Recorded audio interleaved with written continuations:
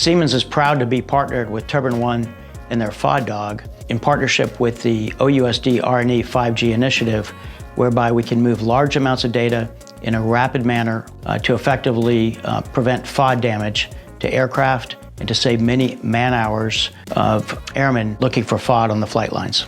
The beauty of FOD Dog is its reliability, its repeatability, and it never gets tired.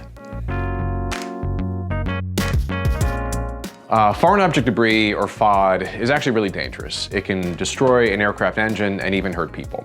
The way that people deal with FOD today is very manual. There's a lot of people going out in the field, out into the airport, out in the runway, picking up the dangerous things to keep these aircraft and the people from getting hurt. Today's demo was great. Everyone loves a good product demo, and what we saw today was a demonstration of our scientific research up to this point. We're really excited to be working with OUSD R&E because they understand how much of a problem FOD is, and we at TurbineOne, working with Siemens, have found a really exciting combination of hardware, software, and AI to find the FOD and help people eliminate it from airfields before it can hurt people.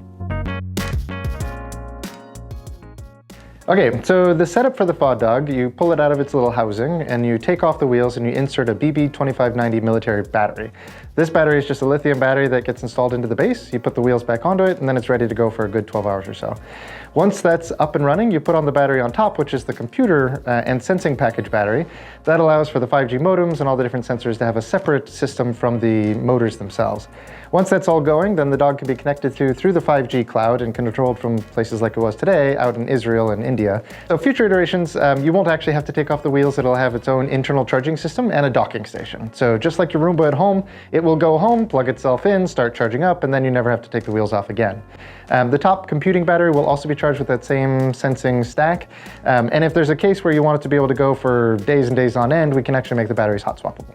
Okay, so the topmost sensor that everyone sees is the Ouster 64 beam LiDAR. And what that does is it measures distance at 720,000 points per second, so that it can generate a three-dimensional picture of the space around it and find out what's a plane, what's a human, and what things should it not run into. The next one there is an Intel RealSense D435i. And what that has is two optical sensors that are structured such that they can figure out distances between them and create three-dimensional spaces.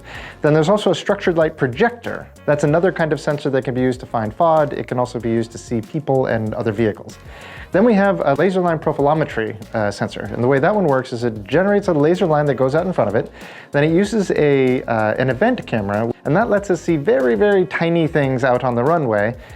Inside of it is the IMUs, so it has a whole rack of IMUs that are all being fused together for what people generally call sensor fusion. These are all brought together just so that it can have positional awareness despite not being able to see something like a GPS signal. So the FOD Dogs were meant to work in packs, and they were built that way from the ground up. So their software is built to be able to handle around 1,000 different dogs simultaneously if needed for very, very, very large surfaces.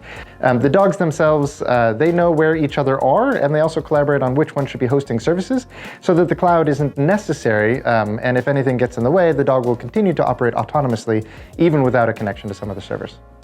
Further, we have the ability for the operators to design exclusion zones where they just don't want the FOD Dog to go inside of that area. And finally, we have the ability for the operator to choose what FOD Dog should go into what area and what sensors it should take advantage of.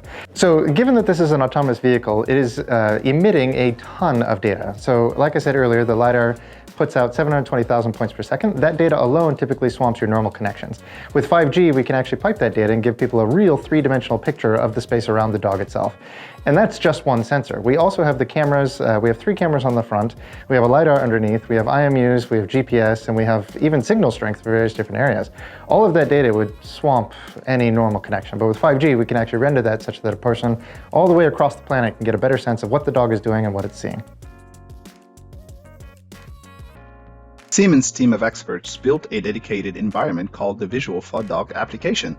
This application is on one hand developed in Mendix, which is Siemens' low-code application development platform, and on the other hand embedded in InterSight, which is Siemens' visual information hub.